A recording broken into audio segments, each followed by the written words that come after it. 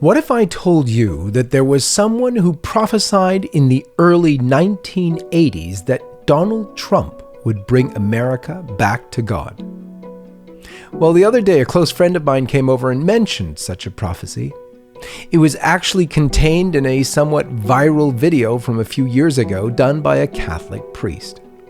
That video was viewed over 500,000 times, and it recounted the story of that priest's visit with a Catholic holy man in Loreto, Italy.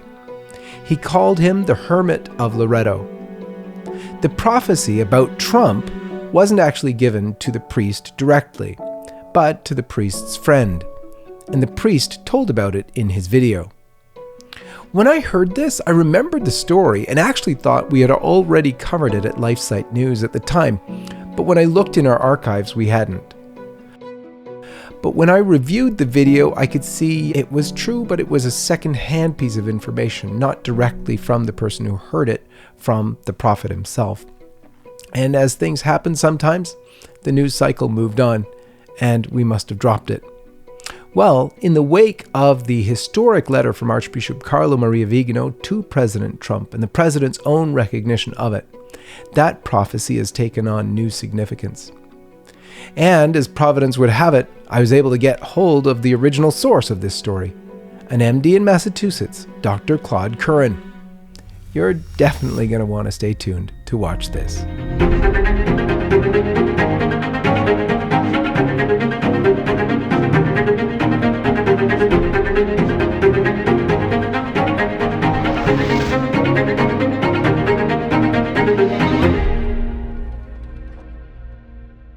Before we begin, I wanted to let you know that we just completed our fundraising drive over the weekend at LifeSite News, and if you weren't able yet to make a contribution, I'd hope you'd consider doing that now so that we can keep this show and all our news going. Also, please remember to like and share this video, to click the subscribe button and the bell to be notified of all future episodes as they're released.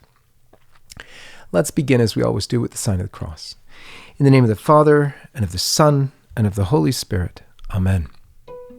There's a man right now who I believe in the future is going to lead America back to God. In 2017, a video by a priest, Father Giacomo Capoverde from Rhode Island, went viral with over 500,000 views.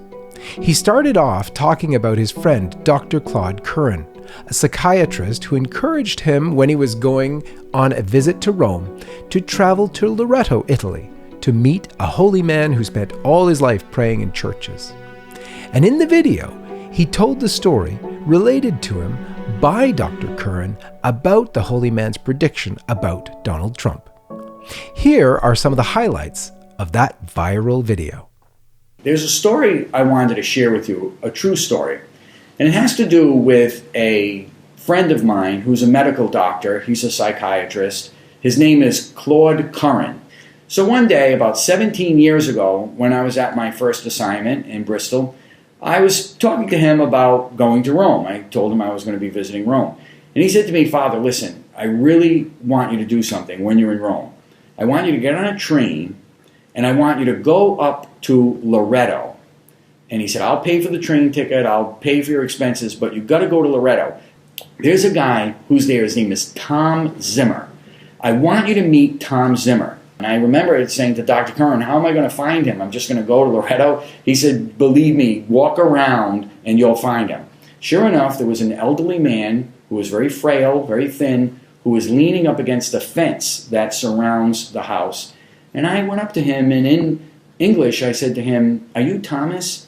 And he looked up at me and he said, "Yes, I am," in English. So I said to him, "I'm Dr. Claude Curran's friend. He's our mutual friend." And he looked and he said, "Yes, I know him very well. Have a seat." So I was in my collar, and he was sitting on the floor. So I sat on the floor and I sat next to him. Years later, only a few weeks ago, I'm talking to Dr. Curran, and he says to me, "Father, remember that guy Tom Zimmer that I told you to go see in Italy many years ago?" And I said, "Yes, of course. How could I forget what a holy man he was?"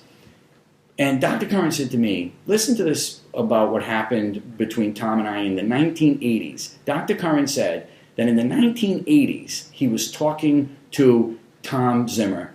And Tom Zimmer said to him, Claude, there's a man right now who I believe in the future is going to lead America back to God. And Tom Zimmer said, the man who's going to, in the future, lead our country back to God is Donald J. Trump. And Dr. Curran said, you mean the New York Playboy? Like, this is the guy? And Tom Zimmer said, believe me, I have a premonition that this is the man who's going to do it in the future.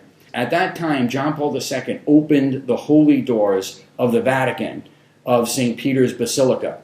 And when he opened the holy doors for that year, it was for the whole year, when the doors are ready to close, the Vatican allows people to donate bricks that go inside the door, and you can put an inscription on the bricks of any intention you want. And those doors are closed and they're sealed, and they're not open until the next time the Vatican, the Pope decides to open the doors for another holy year. Tom Zimmer, in the 1980s, donated a brick to be put in the holy door of the Vatican that said Donald J. Trump. And he did that because he wanted those masses in the Vatican to be said for him, because he knew that in the future this man was going to be a great leader of America and bring Americans back to God. The video was posted on February 17th, 2017. And a few weeks later, on March 6, 2017, there was an intriguing confirmation of some aspects of the story. An American living in Loretto and working as a tour guide there was barraged with emails asking him to check out the veracity of the story. So, Brett Toman, who runs St. Francis Pilgrimages, began an investigation, since he had never heard of Tom Zimmer before. The tour guide, although a devout Catholic, described his reaction to seeing the video as, quote, somewhere between skepticism and suspicion, end quote. But knowing the friars who run the church where Tom Zimmer was said to have spent almost all his time, Toman spoke to one of the friars who remembered the man as l'Americano, the American. Toman recounts that the friars found him to be courteous and polite, if not a little particular. Now, they were aware that Tom attended upwards of 4 or 5 masses every day, and that he spent the rest of his time praying in and around the Holy House, end quote. Those are quotes, again, from Brett Toman's blog post when he was asked to check this out. He is a tour guide in Loretto, Italy. Toman was directed then to another friar, Father Sanatarelli, who had been at Loretto for decades. And as soon as Toman began describing the American who prayed there, Father Sanatarelli cut him off, saying, "Ah, si Thomas Zimmer, si chiamava, certo che mi ricordo," which means, "Ah, yes, Thomas Zimmer was his name. Of course I remember him." He went on to say that everyone in Loretto knew of him. And while Father Sanatarelli didn't know anything about the Trump prophecy, he could confirm that Tom was in Loretto and all about going to Mass every day and praying most of the day. And before he returned to America in 2008, the friar had actually a photo of Tom Zimmer, which he showed Brett Toman, who included it in his blog post. Now, Brett Toman concludes his investigation into Tom Zimmer, dubbed the Hermit of Loretto, this way. He says, quote, "I have no reason to doubt Father Capoverde's statements that Thomas Zimmer communicated to his friend that he received a premonition that Donald Trump would lead America back to God," end quote. However, with regard to the Trump prophecy's accuracy, he said, well, that remains to be seen. And here is where I have a real treat for you. I was able to track down Dr. Claude Curran, the original source of the information for Father Capoverde's video. Dr. Curran is still a practicing psychiatrist in Fall River, Massachusetts, and he is a devout Catholic with 5 children. Dr. Claude Curran, thank you for joining us on the John Henry Westen Show. Thank you for inviting me. Your story is very fascinating. We already heard a little bit about it through Father Capoverde. And I just wanted to ask you personally, if you could recount for us what you recall of that prophetic and as you told me earlier before we did this, short even interaction that you had with Tom Zimmer, this great man. And how did that go? How did that go down? What did he tell you? Well, let me just give you a little introduction about how I actually met Tom.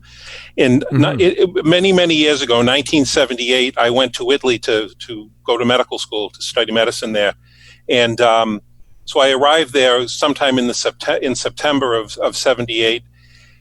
During that fall, of course, there was the election of the new Pope John Paul II, and so I was living up in Perugia at the time, and a friend of mine, Steve D'Alessandro from New York, and we hopped in a train and went down to Rome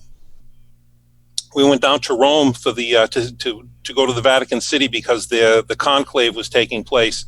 Well, anyway, I think it was October 16th, I'm not sure, but the night that John Paul II was elected, I was standing in St. Peter's Square as the white smoke emanated from the Sistine Chapel, and so my friend Steve and I, we waited there for the whole ceremony with Habemus Papam and John Paul coming out on the balcony to greet the crowd.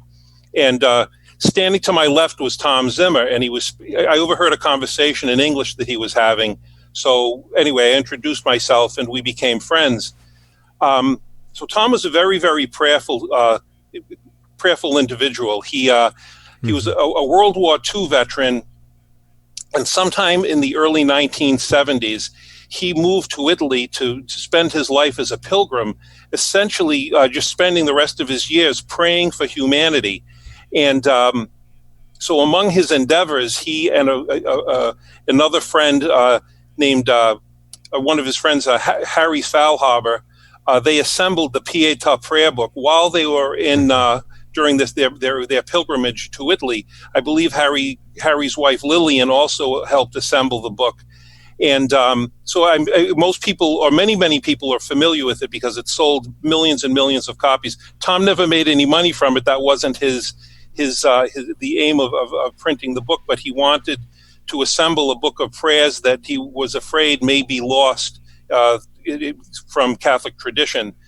So anyway, that's actually very interesting, because if you go to the page that is about the I Pietà book, you'll notice that Harry's name is there and Lillian, and then it adds, and a friend from San Damiano, Italy. Right. Yeah, Tom spent a considerable amount of time at San Damiano before he moved down to Rome. With regard to the story of the video that Father Capoverde's described on YouTube, in roughly the fall of 1983, this was during the Holy Year that had been declared by Pope John Paul II to celebrate the 1950th anniversary of Christ's crucifixion and resurrection.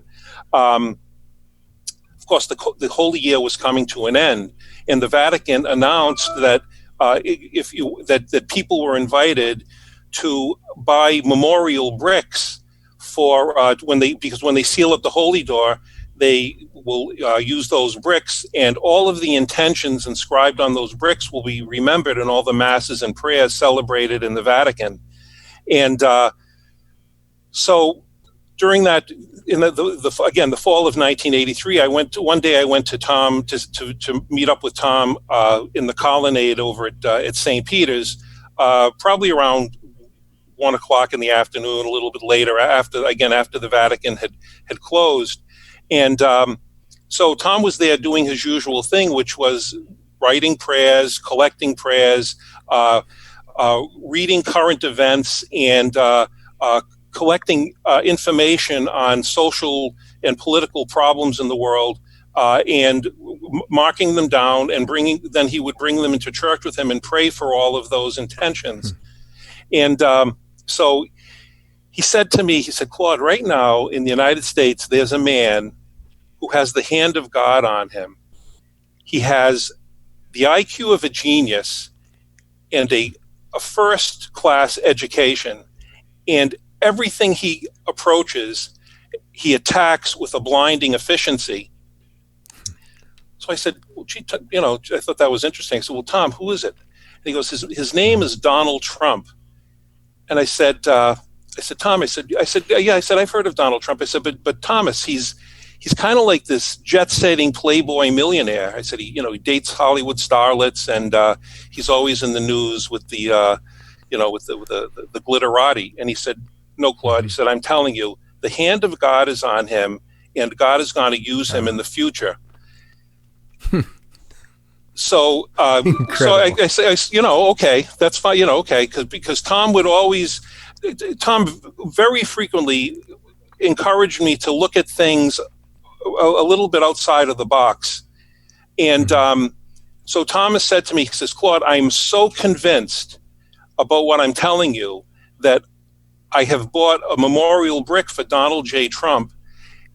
I've put his name on it, and he will now benefit from all of the masses and prayers in the Vatican until, for as long as that brick remains in the Holy Door. And so that was it. I mean, that's the story. And of course, now Donald Trump became president, and I am certain. Look at he's pro-life. He promotes Christian values. He's trying to make America great again. And America was greatest when any country is great when it embraces Christian values. But he's been recognized as such by Archbishop Carlo Maria Vigano, a great hero in the church today. And that was fantastic. We're going to talk about that in a little while on the show, but wanted to talk to you about Tom Zimmer personally, for you, for your family. You were in personal relationship with him, so you probably knew him better than others. When this video first went viral, people did some research into Tom Zimmer because nobody could believe that this existed. Of course, it checked out as we showed already. But I wanted you to give us a bit more of what Tom meant to you personally, what he meant to your family. Well, Thomas, he showed me how to understand things in a spiritual way,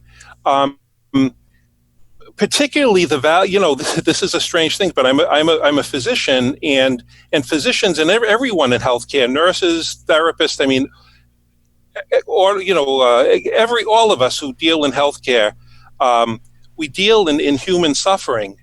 And it's very, very difficult to witness that all day long, every day. And, human suffering, it's, if you, we're helpless in front of human suffering, but also to perfect ourselves, to develop ourselves, we have to suffer. We have to go to school. We have to sit in libraries when we don't want to.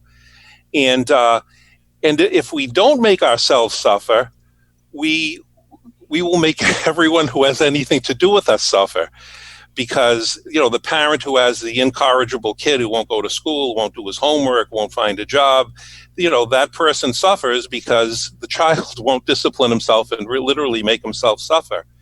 But Thomas said Jesus, through his suffering, Jesus transformed human suffering into a divine currency, and that's why we can all participate in Jesus' suffering, and that's basically what we do. We just don't but people who are not Christian and don't see the spiritual dimension to life, they don't understand the value of human suffering, and they try to avoid it. Mm-hmm. Mm-hmm. And so, you've spent this long amount of time with him. You hear this one prophecy. It really wasn't all that much. Did he tell you any other prophecies, or was that like the only time? Well, when I would go to mass with Thomas in the afternoons, in the evenings when I could, and there was sometimes, because of my studies, I just couldn't go to as many masses as he would encourage me to go to. But Rome, I don't know if the mass schedule is still is still active there, but anyway, I'll get back to your question. But at 4:30 in the afternoon, there was a mass at the Church of St. Jerome Then right behind St. Jerome, there was the Church of St. Charles Borromeo. And then following the Mass at St. Charles Borromeo, there was a Mass at San Lorenzo in Lucina. Then there was a Mass at the Holy Trinity Church on Via Condotti. And then up the street, there was a Mass following that at Piazza San Silvestro, either at the Church of San Silvestro, the Church of San Claudio, or the Church of Our Lady of the Well, La Madonna del Pozzo. And then after that, there was a Mass up at Maria in Via. And sometimes there would be a Mass after that across the street at the Church of San Marcello. And so, yeah, you can see I had a pretty... He would Mass hop all day long. Yeah. So, but this was only in the evening. These were the evening Masses. I didn't really get too familiar with the morning schedule. With Thomas, he would tell me different things, like this is the saint of... one day... he would follow the feast days of patron saints, of the saints. And we would see unusual patterns and in things that people would say to him, things that people would give him. One night we were walking down Via del Corso, and it was Thomas's birthday, which was May 29th. And as we're walking down up the street, a man comes up to him and hands him a pineapple. And I said, geez, I said, Tom, that's great. That's for your birthday. He goes, yeah, but it's not only my birthday. He said, today is the statehood day of the Philippines. And he said, and their national symbol is the pineapple. And so little things like that, little, I don't know if you call signal graces or, but I mean, very, very interesting that I would see. When I asked Tom initially when I met him, I said, Tom, have you ever seen miracles? He said, Claude, if you spend time with me, you will become tired of counting them. And but again, listen, it was the Mass.